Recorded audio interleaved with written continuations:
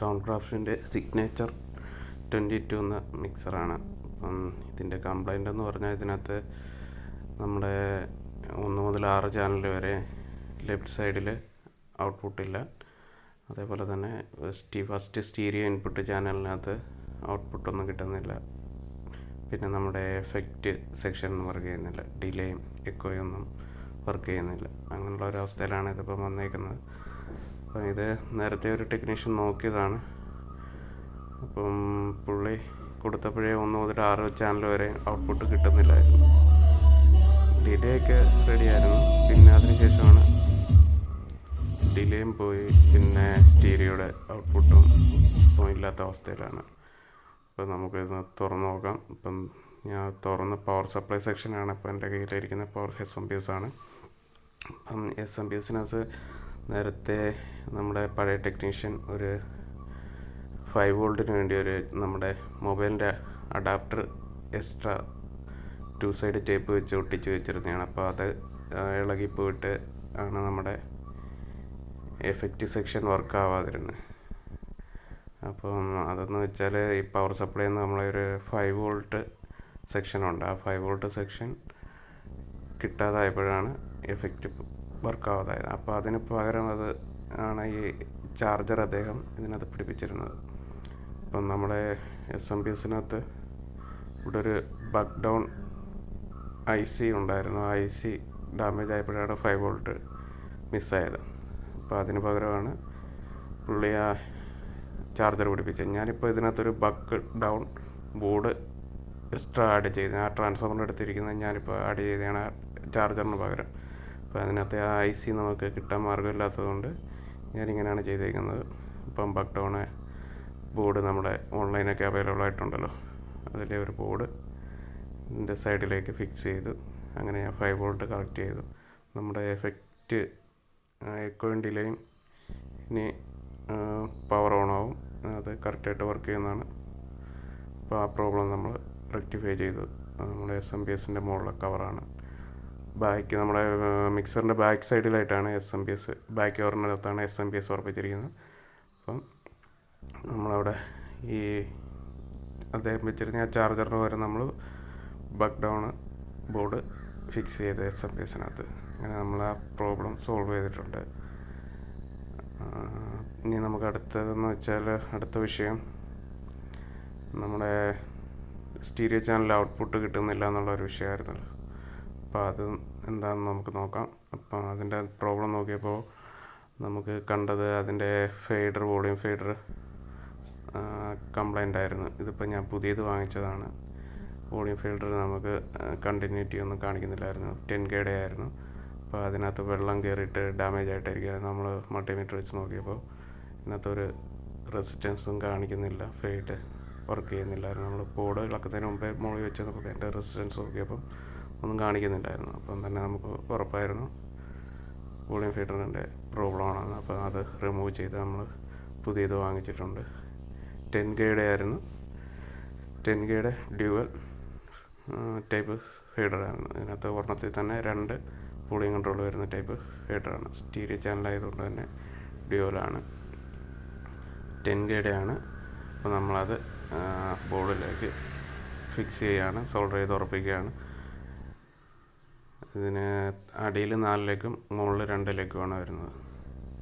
അടിയിൽ 4 ലെഗ്, മുകളിൽ 2 leg, total 6 ലെഗാണ്. പിന്നെ സപ്പോർട്ടിനായിട്ട് 2 എക്സ്ട്രാ ഗ്രൗണ്ടിങ് പോയിൻറ്റും ഉണ്ട്. അപ്പം നമ്മൾ അത് സോൾഡർ ചെയ്ത് ഉറപ്പിക്കുകയാണ് ബോർഡിലേക്ക്. അത് നമ്മൾ കറക്റ്റായിട്ട് സോൾഡർ ചെയ്ത് ബോർഡിൽ ഉറപ്പിക്കുകയാണ്. 6 പോയിൻറ്റുകളാണ് വരുന്നത്. 6 പോയിൻറ്റ്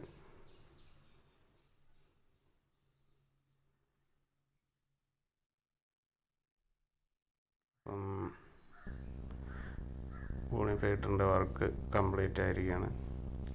ഞാൻ ഇതൊക്കെ ബോർഡൊക്കെ ഇളക്കുന്ന വീഡിയോ ലെങ്ത് ആയതുകൊണ്ട് നമ്മൾ തുറക്കുന്ന വീഡിയോ ഉൾപ്പെടുത്തിയിട്ടില്ല. ഇതിനി അടയ്ക്കാൻ നേരത്ത് ആ വീഡിയോസ് അടയ്ക്കുന്ന ഭാഗങ്ങൾ കാണിക്കുന്നതായിരിക്കും. അപ്പോൾ എങ്ങനെ അത് തിരിച്ച് ഫിക്സ് ചെയ്യുന്നതെന്ന് കാണിക്കാൻ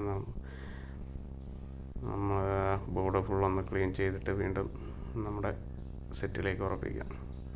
ഇനി നമുക്ക് അടുത്തൊരു വിഷയം പറഞ്ഞതെന്ന് വെച്ചാൽ നമ്മുടെ 1 മുതൽ 6 വരെ ചാനലിനകത്ത് ഔട്ട്പുട്ട് ഇല്ല എന്നുള്ളതാണ്. അപ്പോൾ 1 മുതൽ 6 വരെ ചാനൽ ഒരു സിംഗിൾ ബോർഡായിട്ടാണ് വരുന്നത്. അപ്പോൾ ഞാനത് നോക്കിയപ്പോൾ അവിടെ ഒന്നാമത്തെ ചാനലിൻ്റെയും രണ്ടാമത്തെ ചാനലിൻ്റെയും ICയുടെ റീപ്ലേസ് ചെയ്തിരുന്നു. അപ്പോൾ റീപ്ലേസ് ചെയ്തപ്പോൾ അതിനകത്തൊരു സോൾഡറിങ്ങിന് ഒരു സൈഡിൽ ഒരു റെസിസ്റ്റൻസ് ഷോർട്ടായിപ്പോയി. അപ്പോൾ ആ ലെഫ്റ്റ് സൈഡിലെ സിഗ്നൽ ഡയറക്റ്റ് എർത്ത് കോണ്ടാക്റ്റ് ആയിട്ട് ആ സിഗ്നൽ മിസ്സായതാണ്. അപ്പോൾ ടോട്ടൽ 6 ചാനലിൻ്റെ ഒരുമിച്ച് അങ്ങ് മിസ്സായി. അത് കണ്ടുപിടിക്കാൻ ഭയങ്കര പാടായിരുന്നു. ഞാൻ ശ്രദ്ധിച്ച് നോക്കിയപ്പോഴാണ് കണ്ടത്. ഞാൻ ഇപ്പോൾ കാണിച്ച റെസിസ്റ്ററിൻ്റെ 2 കാല് തമ്മിൽ ലിഡ് ഷോർട്ടായിരുന്നു. അപ്പോൾ അതായിരുന്നു ആ 1 മുതൽ 6 വരെയുള്ള ചാനലിൻ്റെ ഔട്ട്പുട്ട് കിട്ടാമായിരുന്നു. നമ്മളിത് വീണ്ടും തിരിച്ച് നമ്മുടെ മിക്സറിലേക്ക് മെയിൻ ബോർഡ് ഉറപ്പിക്കുകയാണ്. മെയിൻ ബോർഡ് ഫിക്സ് ചെയ്തതിന് അതിൻ്റെ സ്ക്രൂകളെല്ലാം തിരിച്ച് റിട്ടേൺ പിടിപ്പിക്കണം. ഈ ഭാഗത്താണ് നമ്മുടെ എഫക്റ്റിൻ്റെ ബോർഡുകളൊക്കെ വരുന്നത്. അത് സെപ്പറേറ്റ് ബോർഡുകളാണ്. ഈ ബോർഡ് ഉറപ്പിച്ചതിന് ശേഷം വേണം നമുക്കതെല്ലാം വീണ്ടും തിരിച്ച് ഇതിനകത്ത് പിടിപ്പിക്കാൻ. എല്ലാം നല്ല റിബൺ കേബിൾസാണ് വന്നിരിക്കുന്നത്. നമ്മളത് വളരെ ശ്രദ്ധയോടെ വേണം കൈകാര്യം ചെയ്യാൻ. കറക്റ്റായിട്ട് പ്രോപ്പറായിട്ട് അത് ലോക്ക് ചെയ്ത് പിടിപ്പിക്കണം. ഇപ്പം ഞാൻ പിടിപ്പിക്കുന്ന എഫക്റ്റിൻ്റെ ബോർഡാണ്.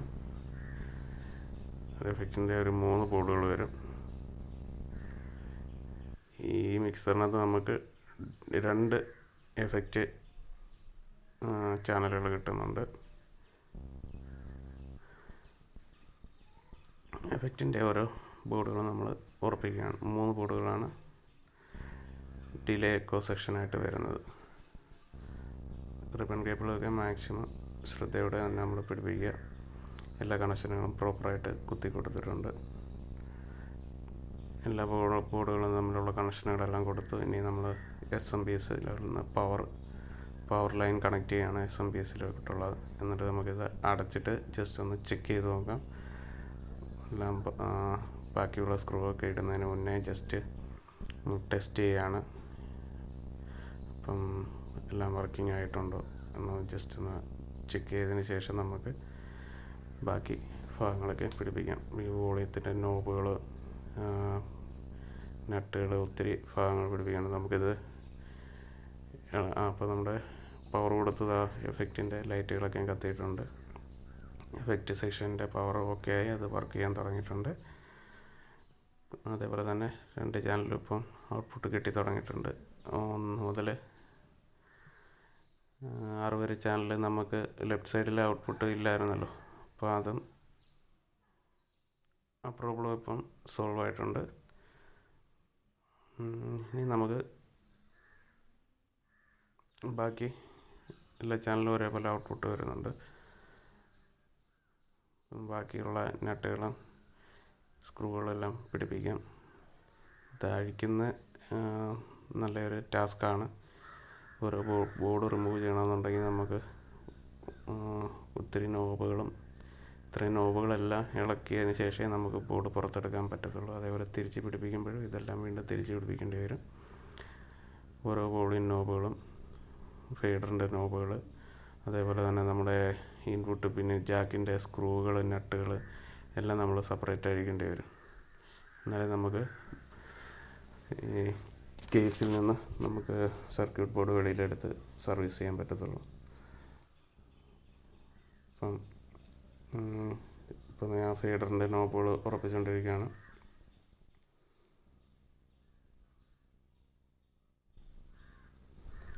നല്ലൊരു വർക്കാണ് ഇത്. നമുക്ക് അഴിച്ച് സർവീസ് ചെയ്യാമെന്ന് വെച്ചാൽ ഏതെങ്കിലും ഒരു പാർട്ട് ഒരു നോബ് മിക്സായി കഴിഞ്ഞാൽ പിന്നെ നമുക്കത് കിട്ടാൻ ബുദ്ധിമുട്ടായിരിക്കും. അപ്പം എല്ലാം കെയർ ചെയ്ത് തന്നെ ചെയ്യണം. അപ്പം നമ്മൾ അടുത്ത ടെസ്റ്റിംഗ് സെഷനിലോട്ട് പോവാണ്. ടെസ്റ്റിംഗ് കറക്റ്റായിട്ട് തന്നെ ഔട്ട്പുട്ട് 2 ചാനൽ വരെ പോലെ കിട്ടുന്നുണ്ട്. ടെസ്റ്റിൻ്റെ ഭാഗം വർക്ക് ചെയ്യുന്നുണ്ട്. എല്ലാം ഓക്കെ ആയിട്ടുണ്ട്.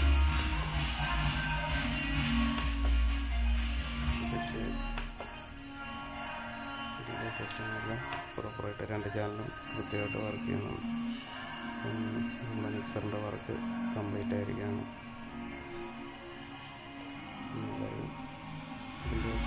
കാര്യങ്ങളൊക്കെ മനസ്സിലായെന്ന് കരുതുന്നു. ഡൗട്ട് ഉണ്ടെങ്കിൽ കമൻ്റായിട്ട് മെസ്സേജായിട്ട് രേഖപ്പെടുത്തിയാൽ ഇപ്പോൾ തരുന്നതായിരിക്കും.